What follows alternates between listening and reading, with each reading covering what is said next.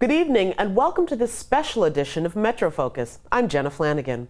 From Times Square to Liberty Island, New York City is known for having some of the most iconic and historic locations. But what about the spots that are less iconic, but not less fantastic? In partnership, web magazine Untapped Cities and Unforgotten Films shine a light on some of the not so well-known gems of New York as part of their new video series, Unforgotten. First stop on the tour is Fort Totten, located in the northeastern part of Queens. Never heard of it? If so, take a look.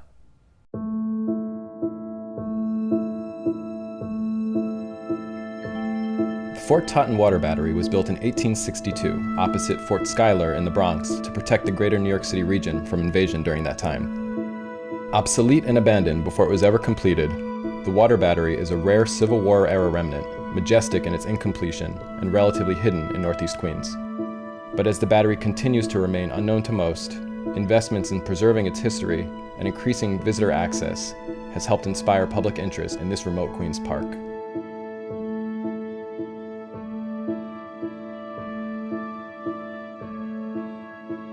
Fort Totten is a peninsula in northeast Queens, and when this fort was being constructed, was very remote and continues to be remote to this day. There's nowhere in New York you can go to really get an experience of the Civil War. And Fort Totten, which is virtually unknown to everybody, is a place where you can. You walk away, impressed by these massive granite blocks that are there. Military technology sped up so quickly during the Civil War. By the time they were done building, it was obsolete. There are marks from the test fire on the second floor of the water battery. On the right side of the wall are two craters, and the original artillery is still lodged inside the wall. It's a really special spot. You understand where you are in New York City, and you really understand why the fort is here in the first place because of its location. This is very unusual in that this is former federal property. We had to apply to receive the property roughly 20 years ago, and we still have a relationship with the federal government. It is this kind of juxtaposition between a park and then all of these, government entities that occupy space here.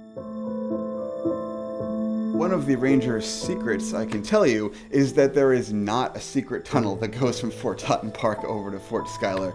We've looked for it, a lot of people have looked for it. The battery itself was constructed in the 1860s. They didn't even have the technology yet at the time, so unfortunately there is not a secret tunnel going under the Long Island Sound, but there are lots of other tunnels that you can explore. And in order to get to the battery, you have to go down a long transport tunnel. And when you first come out, you see the fort all at once. It's a beautiful, shining structure, and just being inside of it, you really feel that you've walked into a piece of history. First you have the battery, which was built in the 1860s. By the time it was completed, and it was never actually fully completed, it was obsolete. So they went a little more up the hill and they built the Endicott battery, which was a series of mortars and cannons and machine guns, and they would upgrade it over time. But it's made out of poured concrete and steel, which doesn't really stand the test of time. The weather's going to beat it down, which it has done and it continues to do. It almost has an artistic feel to it. When you go back in time, it's kind of creepy and interesting and fascinating all at the same time. In the city, we have all of these spaces, especially in New York, that are so overdone, overprogrammed, bright, flashy, shiny. When you go into a preserved site and you move through it, and the stories are left the way they were when they were left there. Nobody's tampered with them. They're stepping literally in the footsteps of somebody who was there 20 years ago, 40 years ago, 80 years ago, which is why, again, I think abandoned spaces in New York, although they are so rare now, are extremely special. The ability to find solitude in a public setting is a challenge. What the general public's feeling is of not wanting this to be over-programmed, to be able to preserve that. And there is value in that. I like creative programming, but it has to mesh with the feel of a place, of a park. I really do think there's value in preserving these opportunities for people to find solitude in a public space.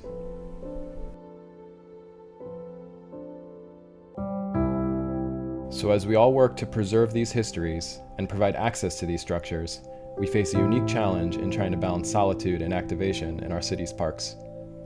And as the debate over how to best utilize public spaces continues, we should all stop to appreciate these hidden gems and recognize the ways that their stories help inspire our futures and our parks.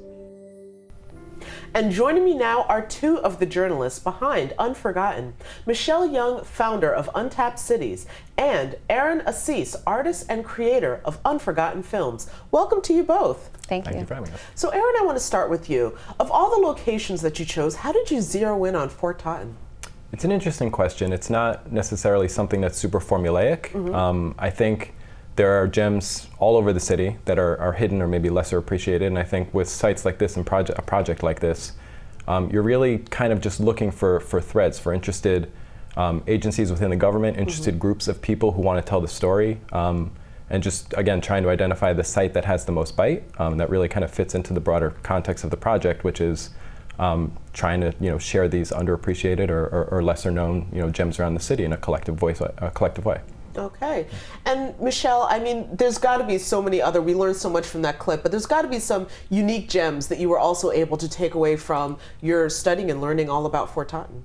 Yeah, I mean, I think one of the fun things is its appearance in popular culture recently. And so before the last season of Game of Thrones aired, HBO hid 6 Iron Thrones around the world, and one of them was right here in Fort Totten, and it really put this place on the map.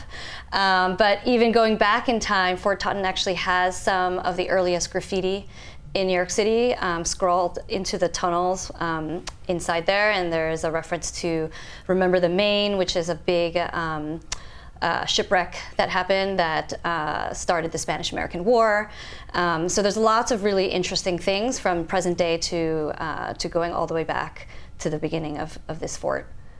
You know, had you not done a film piece about a location like this, is this something that either one of you ever would have discovered or even known about? I'm going to admit that I grew up in Queens. I grew up in Flushing, a hop, skip, and a jump away from Fort Totten. I had never been to the fort before this project, or before this particular episode. So did you find that when you were making this project, is that there were all of these locations that you were they were right under your nose, but you didn't even know they were there? Yeah, I mean, I think everyone has a bucket list of things they want to do. For people like us, it's abandoned places. So it was a place that had been on my list as a place that I knew had an amazing history and was in a really raw state of abandonment. But a project like this really actually gets you into the places and puts you in touch with the people who are really taking care of the space for New Yorkers. Continuing our tour, our next stop is the New York State Pavilion, one of the most prominent relics of the 1964 World's Fair. The pavilion is currently in the midst of a $24 million restoration plan. As part of the Unforgotten video series, we take a glimpse at the structure.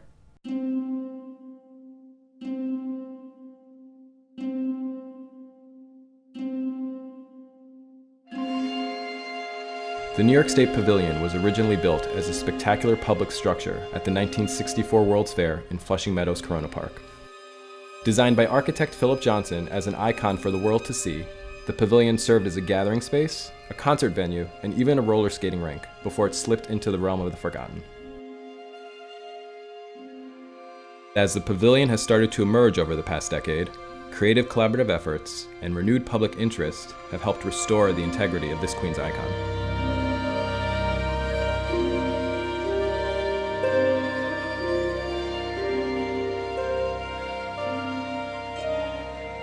The attraction here was the building. It wasn't a ride, it wasn't this or that. The building grabbed your attention in some way, shape, or form. I don't know how many hundreds of thousands, if not millions of people passed through this location.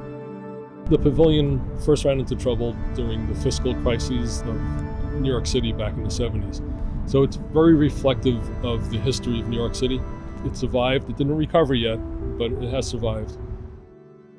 I feel it's sort of crossed over into the realm of iconic as a symbol of Queens, because everyone knows when they see the towers, it means Queens, you know? We feel that once we painted it, it was easy to envision it repurposed.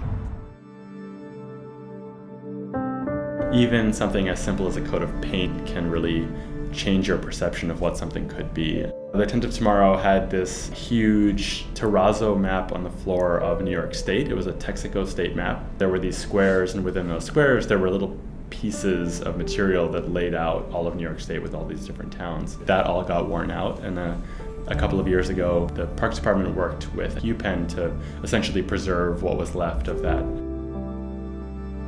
I hounded Philip Johnson's secretary for 3 years before he died to get to talk to him about it. What's it like to have your own ruin? He used the word neat. It's neat, but it's not much of a ruin because there's no ivy growing up the columns. So I then went out and planted ivy on the columns, which kind of grew up to about 50 feet on about 3 or 4 of the columns. On April 12, 2014, to celebrate the 50th anniversary of the first day of the 1964 World's Fair, we had our own event right here at the Tent of Tomorrow. We invited the public to come in and get a tour of the tent. We had thousands of people showed up. I've been in the Parks Department 35 years. I think it was my favorite day ever in the Parks Department. And it showed that we might be this large regional park, but we're still this community, and that's really important to people, and we want to preserve that feeling for them. We partnered with the National Trust for Historic Preservation, and we worked with them to build out this ideas competition. And I think just inviting people to imagine a future for it helped to kind of shake people a bit. It's pretty spectacular, but it doesn't have the same feel because it's not abandoned, really. They've painted it. So the pavilion before could evoke these feelings of what was our past and what could be our future. You could see footprints. You could see where the doors opened and would scratch the floor. You could see all these things. You could feel that past. Personally, I don't know that you even necessarily need to do all that much to make it an open space again. Just keeping it as it is, making some structural upgrades, and letting people get inside it would be thrilling. It's just so iconic and so important that I think we'll think, how could this ever have been close to the public? As these creative efforts continue to highlight the importance of the pavilion, government agencies have been stepping up to allocate funds to begin the restoration process. And even as the future of its structure is still being determined, we should celebrate these ongoing commitments to activating the pavilion and to the future of Flushing Meadows Corona Park. So Aaron, you were saying earlier that you grew up in Queens, and so I'm wondering, as a filmmaker, what was your experience of this pavilion, if you even had one, throughout your childhood, and now having gone back and learned so much about this restoration? Yeah, not only did I grow up in Queens, I grew up in Flushing, and I grew up in Flushing Meadow Park. Mm-hmm. And it's remarkable how my perception of that structure was actually thinking that it was a derelict natural gas tank or something completely off base. Uh-huh. And, you dig a little bit deeper, and through the great honor of getting to meet some of these people who are doing work, the film showed, Phil, who cared about it when no one else did, the paint crew, who really brought more attention to it than anybody else had, people for Pavilion, who really gave it to the public and really opened up the conversation, the willingness of the city agencies to really come together. Through those types of conversations, it's been such a great treat to kind of learn more about it and sort of learn all of the information counter to what my childhood experience was. And then you can, also double back and start to look at the World's Fair history and stuff. So, it's a great testament to kind of growing up in a place and not being aware, which is something that these films are really trying to unearth, is, pay a little bit more attention, look a little bit more deeply. Also the information that people who are involved and care about these projects, what they can share and what kinds of worlds they can open for you. Yeah, the absolute amount of detail that seems to be going into this potential restoration was amazing to watch. So I'm also wondering, since this is about unforgotten places in New York City, even though, as Aaron was saying, that he thought it was an oil tank at one point, how did this get included? Because again, it's iconic. We all know the silhouette, at least. I think, it's so recognizable, but yet it was only used for a short period of time. And I think that's what really has resonated with people. The people who've been felt like they had an amazing experience but could never go back. And then for a younger generation who's maybe seen it in Men in Black or drove by it on Grand Central Parkway, they're like, what is that? And I really want to go inside. And so some of these opportunities for access have been really overwhelming. You saw the crowds in the video. with Untapped Cities, we hosted 2 tours for our readers there, and we had to raffle off the space because the list was, hundreds of thousands of people long who wanted to get inside. And so all these efforts are really exciting because I think there's a sort of a understanding that it's one of the few places where I think all the agencies are coming together and saying yes. And I think it's a testament to the World's Fair history and the community in Queens. And of course, looking forward to seeing what the final restoration and reuse of that space looks like. And finally, Hart Island, New York City's mass burial ground. Located in the northeastern part of the Bronx, it contains about 1 million souls of those who died without known family members, means, or burial plans. Let's take a look.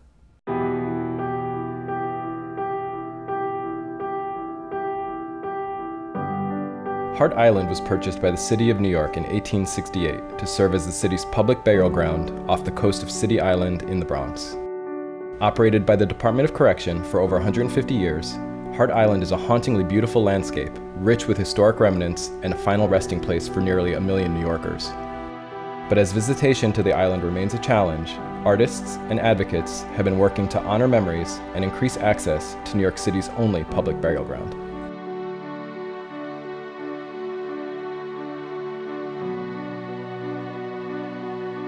The landscape is relatively open.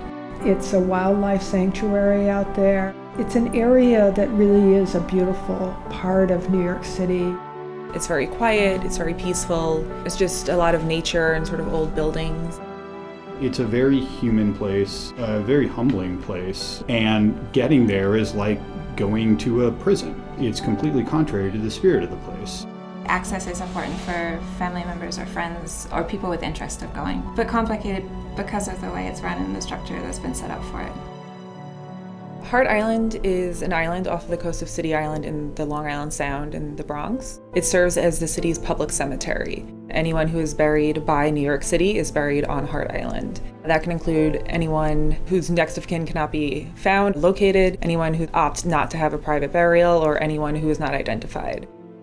There's a captain and some officers and some heavy equipment operator, as well as a cadre of sentenced inmates. For the most part, they're misdemeanants. They're serving a year or less. The inmates definitely appreciate the time outside, as well as just getting out of jail for a little while.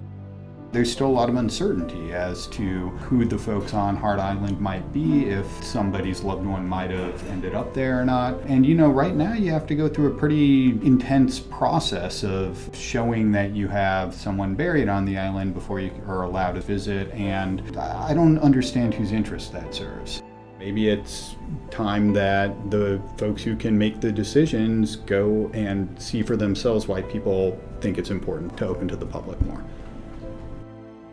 A lot of people who have grown up in New York City never knew about Hart Island. So in that sense, it's been great for opening up conversation about sort of land use, about history, about memory, about grieving. Artists, they have a unique perspective. The project offers a viewpoint for an audience to feel that distance, to feel that lack of access. So I started the Hart Island Project in 1991 at the peak of the AIDS epidemic, and I went back there with a photographer named Joel Sternfeld to show a part of the city that was really unchanged. It was really this really beautiful place, a place that reflects the stories of that community. The question is, does the public have the right to access their cemetery? I realize it's not that simple, but in the end, that's kind of what we need. There's two sides to this thing. So sometimes we just need a good song to get us to the other side. We have experience taking an abandoned island and making it into a park where people go. It's not something that should be difficult for us as a city to provide kind of access to another abandoned island.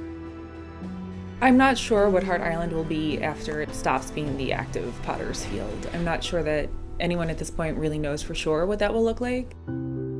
This is a quintessentially New York place. It's really something we should be proud of, and I think the public would really like to be able to go there.